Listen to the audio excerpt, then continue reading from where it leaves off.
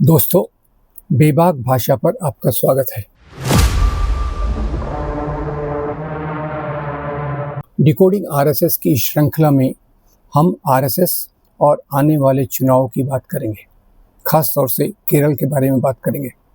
जैसा हम जानते हैं कि केरल में ज़्यादातर आरएसएस के राजनीतिक अंग बीजेपी को ज़्यादा सीटें नहीं मिली।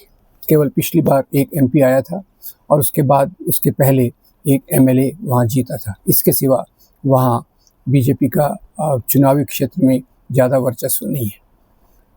वैसे देखा जाए तो केरल एक ऐसा प्रदेश है जहाँ आरएसएस की शाखाओं की संख्या बहुत ज़्यादा है।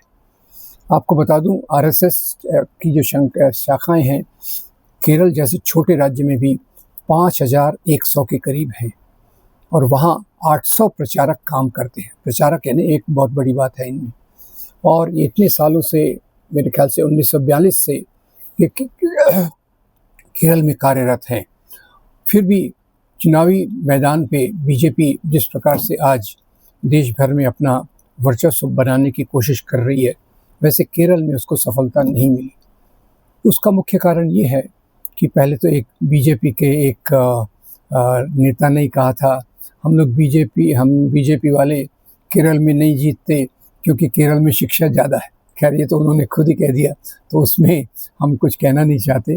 पर जहाँ तक केरल का सवाल है, एक बात निश्चित है कि यहाँ आरएसएस की शाखाओं का जाल बहुत फैला हुआ है और ये शाखाएं जो करती हैं, ये केरल की परिस्थिति के अनुसार वहाँ ज़्यादातर कुछ धार्मिक कार्यक्रमों में भाग लेती हैं और इन लोगों ने जो प्रचारकों को ट्रेन किया, स्वयंसेवकों को ट्रेन किया अपनी शाखाओं के माध्यम से, उसमें ये धार्मिक त्यौहार और धार्मिक किताबों का बहुत उपयोग करते हैं। उससे लोगों को लगता है भाई ये भी एक काफ़ी धार्मिक प्रकार की संस्था है, पर उसके पीछे छुपी हुई राजनीति को देखना बहुत आसान नहीं होता। इसमें अभी कैरावैन पत्रिका में एक लंबा लेख आया था केरल में आरएसएस की जड़ों के बारे में और उसमें उन्होंने ये भी बताया कि कैसे आरएसएस के कुछ लोग वहाँ किस प्रकार से हथियारों की तस्करी करते थे, दूसरे पदार्थों की तस्करी करते थे और उसमें उनके वो भी काम चलते हैं। पर ज़मीनी धरातल पर ये वहाँ के समाज के बीच में जाकर जो हिंदू राष्ट्र की बात करते हैं, वो धार्मिक किताबों के आधार पर करते हैं। और यहाँ वैसे तो नारायण गुरु का काफ़ी प्रभाव है, पर उसके बावजूद यहाँ आरएसएस वाले कोशिश कर रहे हैं कि भागवत गीता और दूसरे ग्रंथ जो ब्राह्मणवादी मूल्यों को सामने रखते हैं उनको लाया जाए। और इसी सिलसिले में अगर हम देखें तो उन्होंने बहुत सारे प्रचारक तैयार किए, स्वयंसेवक से तैयार किए और ज़मीनी हालात पे कई बार CPM Communist Party of India Marxist के कार्यकर्ताओं से इनकी मुठभेड़ होती है और उसमें कन्नूर में बहुत खून खराबा होता है। अब आरएसएस का दावा है कि उनको काफ़ी मारा जाता है, पर उल्टी जो एक किताब आई है जो वामपंथी की तरफ से आई है, उसमें बताया कि कैसे आरएसएस के कार्यकर्ता जो वामपंथी कार्यकर्ताओं पे आक्रामक होते हैं। ये एक बात रही। अब इसी के साथ साथ ये देखना भी ज़रूरी है कि आने वाले चुनावों में केरल में आरएसएस का क्या प्रभाव रहेगा। वैसे तो एक बात सच है कि बीजेपी बहुत कोशिश कर रही है, जी जान से कोशिश कर रही है। पिछली बार तो बीजेपी के एक जो उम्मीदवार थे वो इस सीमा तक गए कि उन्होंने कहा अगर उनको चुन कर लाया गया तो वो अच्छी क्वालिटी का बीफ उपलब्ध कराएंगे। यानी उनका डिस्परेशन देखिए। देश में एक धरातल पर बीफ के नाम पर हत्याएं हो रही हैं, लिंचिंग हो रही है और केरल में अच्छा बीफ प्रोवाइड करने की बात हो रही है। अब दूसरी तरफ अगर देखा जाए तो इनके जो टेम्पल फेस्टिवल्स हैं उसमें इनकी बहुत भागीदारी रहती है। और वैसे देखा जाए तो केरल में इनको सफलता ना मिलने का एक कारण और भी है, क्योंकि यहाँ हिंदू करीब 55% हैं, मुसलमान 20-21% के बीच में हैं और 20% के करीब क्रिश्चियन हैं।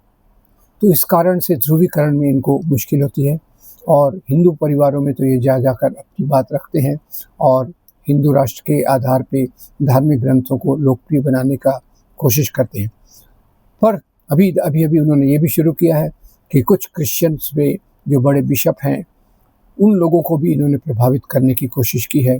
और वहाँ एक मार्थम्मा चर्च है, उसकी ये काफ़ी तारीफ़ करते हैं। मार्थोमा चर्च में वहाँ क्योंकि ज़मीन पर बैठकर प्रार्थना करते हैं, दीपक का उपयोग करते हैं वगैरह वगैरह। तो मुख्य बात यह है कि केरल जैसे शिक्षित राज्य में आरएसएस का प्रभाव वैचारिक तौर पर इतना संभव नहीं है। एक तो वहाँ की पॉपुलेशन अलग अलग धर्मों में बटी हुई है, दूसरा जो इनके तरीके हैं वहाँ नारायण गुरु के प्रभाव के कारण इनकी जो धार्मिकता ये फैलाने की कोशिश करते हैं उसका प्रभाव कम होता है। उसके बावजूद ये लगे हुए हैं अपने काम में, और उसका परिणाम स्वरूप हमको देखने को मिल रहा है कि बीजेपी भी अलग अलग प्रकार से कोशिश करके वहाँ सत्ता में आने की लगातार उसका प्रयत्न जारी है, जिसमें हमने देखा कि एक एमपी उनका जीत के आया था। तो उम्मीद तो ये हो जाना चाहिए कि जो प्रगतिशील विचारधारा है, क्योंकि वहाँ कांग्रेस और वामपंथी पार्टियों ज़्यादातर अल्टरनेट आती रहती हैं और उनके बीच में ही मुख्य टकराव रहता है, पर बीजेपी भी अपनी उपस्थिति दर्ज कराने की कोशिश कर रही है। इस समय जो भी लोकतांत्रिक ताकतें हैं उन्हें आपस में साथ आकर समझौता करके कोशिश करना चाहिए कि कम से कम बीजेपी राजनीतिक रूप से सफल न हो, और आरएसएस की जो विचारधारा है उसका मुकाबला करने के लिए ज़मीनी तौर पर काम किया जाए। आपका बहुत धन्यवाद। Thank you very much.